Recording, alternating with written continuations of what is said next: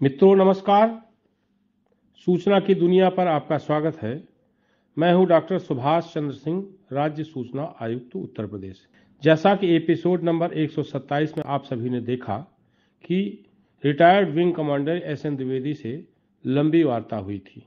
उसका पहला अंश जो है आपने देख लिया। अब ये दूसरा अंश जो है जारी किया जा रहा है, जिसमें वादी को क्षतिपूर्ति के बारे में विस्तार से बताया गया है। आप यह एपिसोड देखिए, हमें आपकी प्रतिक्रिया का इंतजार रहेगा। बस आग्रह ये कि जब भी आप एपिसोड देखें, पूरा देखें, अधूरा न छोड़ें। बहुत बहुत धन्यवाद। ऐसा एक केस मेरे पास आया हुआ था, HBTU, Harvard Butler Technical University Kanpur. तो उसमें 25,000 का जुर्माना मैंने किया था। PIO नहीं आए, न सूचना दी उन्होंने कायदे से, और 38,000 का हर्जाना क्षतिपूर्ति का आदेश मैंने किया। क्योंकि वो व्यक्ति कानपुर का रहने वाला था जब RTI लगाया। बाद में जब यहाँ पर उसकी एज असिस्टेंट प्रोफेसर नियुक्ति नहीं हुई, उसको लगा कि उसके साथ अन्याय हुआ। उसने 4-5 सवाल दागे थे कि कौन इंटरव्यू बोर्ड में बैठा था, कहाँ से आए थे, उनकी डिग्री क्या है, क्या एलिजिबल हैं। ये सामान्य रूप से सूचना देने लायक है। इसको आप पर व्यक्ति सूचना कह करके आप मना नहीं कर सकते, थर्ड पार्टी सूचना करके मना नहीं कर सकते। उसके बाद उसकी नियुक्ति बम्बई से वो हवाई जहाज से आता था, हवाई जहाज से जाता था। तो 2-3 तारीखों में मुझे ये जब बताया कि मैं बम्बई से आता हूँ और मुझे क्षतिपूर्ति दिलाई जाए, तो मैंने उसको कहा हवाई जहाज के आने जाने का जो टिकट का अगर आपके पास हो तो आप मुहैया कराइए, फिर मैं इस पर विचार करूंगा। सूचना मिली भी नहीं। तो 25,000 का जुर्माना और 38,000 का हर्जाना यानी क्षतिपूर्ति का आदेश हमने किया। यह विधान है कि अगर वादी परेशान हाल है, उसको सूचना भी नहीं मिल रहा है, उसका जो है धन जो है व्यय हो रहा है, आने जाने में परेशानी हो रही है, तो उसको क्षतिपूर्ति का विधान है। और महत्वपूर्ण यह है, अभी गलतफहमी यह है कि क्षतिपूर्ति जो है संबंधित जन सूचना अधिकारी देता है। ऐसा नहीं है, वो विभाग देता है, विभाग को देना पड़ता है। ये और गंभीर है जन सूचना अधिकारी के लिए, क्योंकि जन सूचना अधिकारी की लापरवाही के कारण विभाग को क्षतिपूर्ति देनी पड़ रही है। तो उसके खिलाफ और कड़ी कार्रवाई जो है विभाग कर सकता है, जांच के आदेश दे सकता है, प्रतिकूल प्रविष्टि और एक दे सकता है।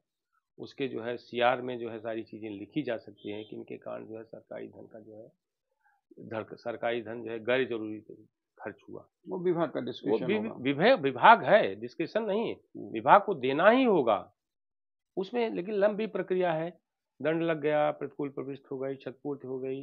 मान लो एक प्रक्रिया है कि आदमी रिकॉल में आए, रिकॉल में आता है, मान लीजिए उसका एप्लीकेशन जो है वो यहाँ से हम लोग जो है उसको दंड यथावत करते हुए निस्तारित कर देते हैं, खारिज कर दिया तो हाई कोर्ट जाता है। फिर हाई कोर्ट में फाइनली डिसाइड होता है। हाई कोर्ट या तो स्टे देगा, दंड का क्षतिपूर्ति दिलाने का आदेश था, जो भी है। खैर हमारे आदेश के बाद, राज्य सूचना आयोग के आदेश के बाद आप हाई कोर्ट जो है, केंद्रीय सूचना आयोग को अगर डिफाई करना है, चुनौती देना है, तो सुप्रीम कोर्ट जाए। दिल्ली सरकार के जो राज्य सूचना आयोग होगा उसके आदेश को, उसके सूचना आयोग के आदेश को अगर डिफाई करना है तो दिल्ली हाई कोर्ट जाए। यानी राज्य सूचना आयोग में जो निर्णय होता है उसको डिफाई करने के लिए राज्य के उच्च न्यायालय और केंद्रीय सूचना आयोग के निर्णय को अगर डिफाई करना है तो सुप्रीम कोर्ट। इसमें क्षतिपूर्ति का विधान है, इसलिए वादी को चिंतित करने की होने की जरूरत नहीं। लेकिन एक मैं जरूर वादियों को कहता हूं कि अगर आपको लोकहित में सूचना चाहिए फिर लोकहित में डालिए और उसको अंत तक लड़िए न्याय के लिए। ऐसा ना हो कि बीच में छोड़ के चले जाए। उससे होता क्या है, जन सूचना अधिकारियों का मनोबल बढ़ता है। यूं ही RTI डाल के चले आए, कोई कुछ नहीं। और दूसरा ये कि इसके नाम पर, इसके दुरुपयोग पर इतने सारे RTI एक्टिविस्ट हो गए हैं, उन्होंने इस कानून को कमजोर किया है। इसके प्रति जो पवित्रता का भाव होना चाहिए वो पवित्रता का भाव कम हुआ है।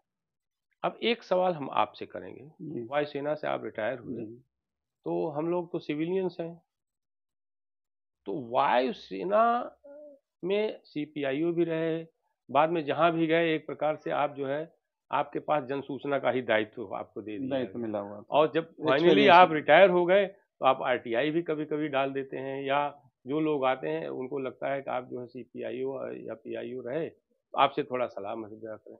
मेरा एक सवाल यह है कि जहां से आप रिटायर हुए हैं, हमारे यहाँ भी है कि सेना के संदर्भ में सीमित सूचनाएं देने का प्रावधान है।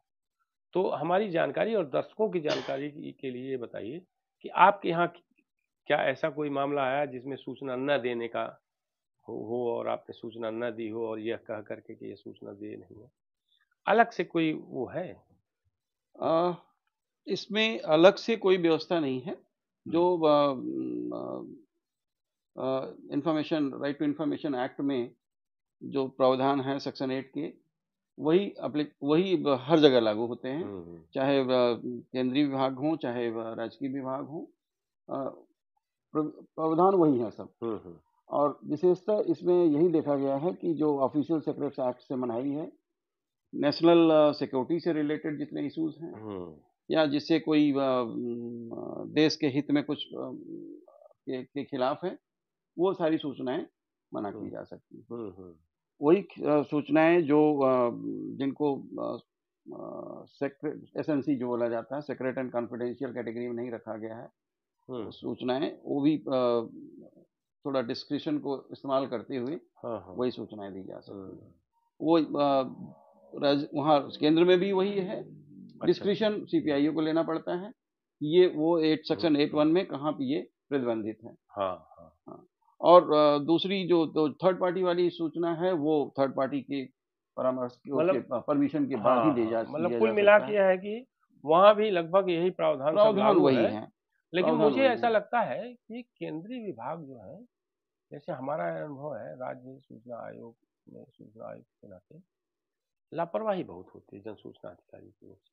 क्या आपके यहाँ भी केंद्रीय विभागों में भी ऐसे हैं? जी नहीं, बिल्कुल नहीं। और जहाँ तक मेरा अपना आधिकारिक तौर पे जो अनुभव रहा, और उसके बाद अब याचिकर्ता के रूप में भी जो हमारा अनुभव रहा एज एन एडवोकेट, जब मैं अप्लाई करता हूँ, कोई आरटीआई से इंफॉर्मेशन मांगता हूँ, तो प्रॉम्प्टली वो सारी सूचनाएं हमारे पास उपलब्ध जो दे होती हैं और आ जाती हैं।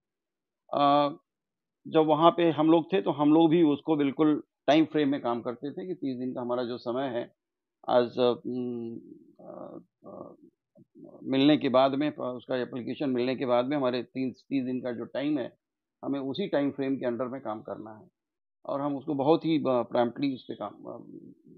तो कभी आपको केंद्रीय सूचना आयोग से ऐसी कोई चेतावनी आई? कभी नहीं ऐसे। मेरा कार्यकाल वैसे बहुत थोड़ा ही था, वैसे ना नहीं, लेकिन जैसे अन्य जगहों पर भी आप पदस्थापित रहे, हाँ, तो कभी वहाँ भी सूचना देने का जो है जिम्मा आपके पास था करीब? मुझे कभी ऐसी अच्छा, कभी मतलब प्रॉम्प्टली सूचना दी जाती थी।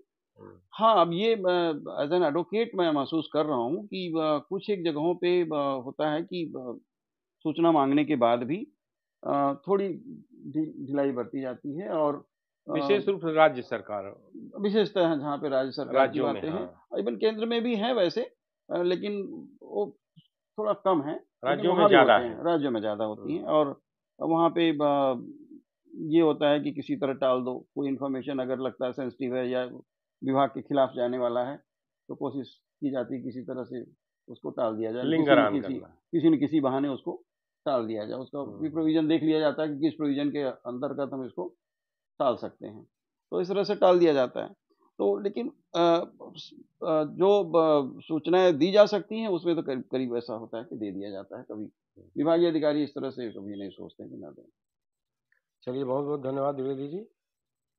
आज दर्शकों के लिए एक नया अनुभव है कि केंद्रीय सूचना आयोग और एक सेना से जुड़े हुए अधिकारी से हमने बातचीत की। मुझे लगता है इससे दर्शकों को जो है निश्चित तौर पर लाभ होगा। आपका बहुत बहुत धन्यवाद, बहुत बहुत आभार सर। धन्यवाद। आप इस YouTube चैनल को लाइक करिए, सब्सक्राइब करिए, कमेंट करिए और शेयर जरूर करिए।